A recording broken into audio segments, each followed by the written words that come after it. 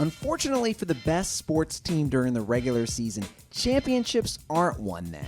And fortunately for teams who make the playoffs but don't dominate during the regular season, championships are won in the playoffs. You can be hot in the regular season and turn cold in the playoffs. You can be cold in the regular season and get hot in the playoffs. I'm Andy Ruther, and today we take a look at 10 North American pro sports championships that were the least deserving. And a big shout out to Jeff Steinberg for suggesting this video.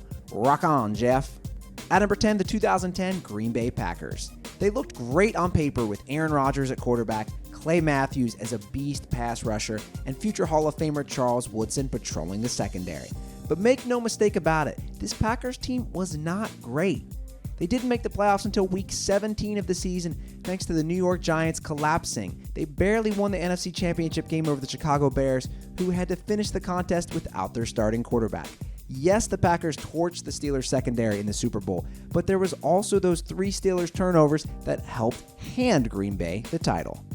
At number 9, the 1995 New Jersey Devils. For a decade and a half, the Devils dominated the Eastern Conference, winning 3 Stanley Cups from 95 to 2003. But the 95 championship team was a fluke.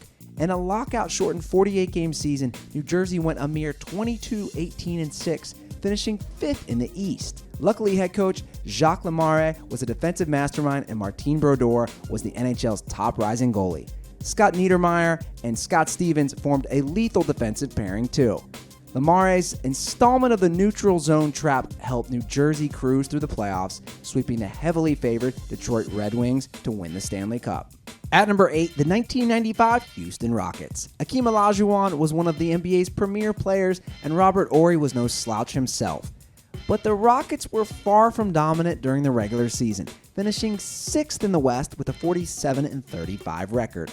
All went well for them in the playoffs, shocking Karl Malone's Utah Jazz in round 1 before eliminating the Phoenix Suns and David Robinson's San Antonio Spurs. The Rockets swept the Magic to win the NBA championship. A great playoffs, but not that impressive regular season helped Houston win it all against the odds. At number 7, the 2001 New England Patriots. What a year it was to be a Pats fan. 11-5 was enough for a first-round bye in the AFC that year. Tom Brady was the quarterback with a mere 18 touchdowns and 12 interceptions. But his Patriots got to the Super Bowl via the stupid tuck rule, which is disputed to this very day. The Pats were also lucky to have a star in Drew Bledsoe replace the injured Tom Brady in the 2001 AFC Championship game against the Steelers.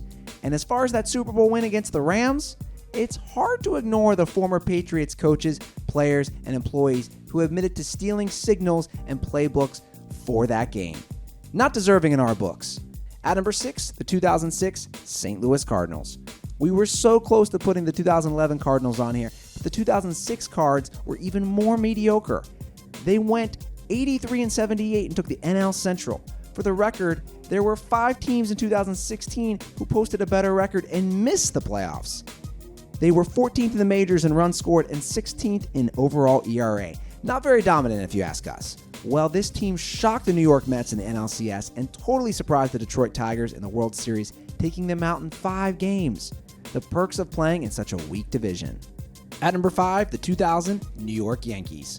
The Yankees were looking for their 3rd straight championship and their 4th in 5 years. Nobody was shocked when they won it in 2000, right? Well, they only went 87-74 and were the worst team to qualify for the playoffs that year. The Bronx Bombers only had one guy pelt 30 homers, that being Bernie Williams. Their Hall of Fame loaded rotation also struggled. David Cohn posted a 4-14 record with a 6.91 ERA, and Andy Pettitte posted a 4.35 ERA. Again, it was all about getting hot. They cruised through the playoffs and beat the New York Mets in the World Series, burying them in 5 games. At number 4, the 1978 Washington Bullets. Remember when they were called the Bullets? Let's bring that back. The Bullets went just 44-38 in the regular season and underachieved for a unit that had Elvin Hayes, Bob Dandridge, and Mitch Kupchak. But the Bullets came through in the playoffs. They surprised the Seattle Supersonics in the NBA Finals by taking the crown in 7 games. At number 3, the 2003 Florida Marlins. The Marlins' 91-71 record suggests they were a dominant squad during the regular season. Allow me to put on my glasses and see. Well, their overall team ERA was a 4.04, not too good. They were 17th in the majors in runs scored, so that also was not good either. Two of their starters posted an ERA over 4. But anyway, they surprised the San Francisco Giants in the wild card round, and thanks to the Steve Bartman incident, got through the Chicago Cubs in the NLCS. The Marlins went on then to shock the New York Yankees in 6 games in the World Series. At number 2, the 2012 Los Angeles Kings. The Kings were a preseason Stanley Cup favorite, but went just 40, 27, and 15 during the regular season, losing more games than they won. They had a mere plus 15 goal differential. Only 3 guys scored 20 goals. Anze Kopitar led them with 25 along with 76 points. However, the Kings caught fire, shocking the NHL's top team, the Vancouver Canucks, in round 1, and in round 2 they eliminated the second-seeded St. Louis Blues before eliminating the third-placed Phoenix Coyotes. Then in the finals they beat the Devils in 6 games. By winning the Stanley Cup, they became the only team from a major North American sports league to win a championship after qualifying for the playoffs as the 8th seed in their conference. At number 1, the 2011 New York Giants. They say defense wins championships, but the 2011 Giants allowed the 6th most yards and surrendered 25 points per game. If not defense, an elite offense wins championships. But Eli Manning's crew averaged 24.6 points per game, scoring less than what the team surrendered. The Giants got into the postseason thanks to a weak NFC East, making the playoffs on the final day of the season with a 9-7 record. Then Manning's Giants caught fire. They took down Matt Ryan's Atlanta Falcons in the wild card round. Then the following week, they shocked the 15-1 Green Bay Packers, who were the defending champions, led by league MVP Aaron Rodgers. Then they went on the road and escaped with a victory in overtime against San Francisco thanks to a botched punt return that set up a short game-winning field goal. They won Super Bowl 46 over the New England Patriots, thanks in large part to Wes Welker dropping an easy catch that could have clinched it.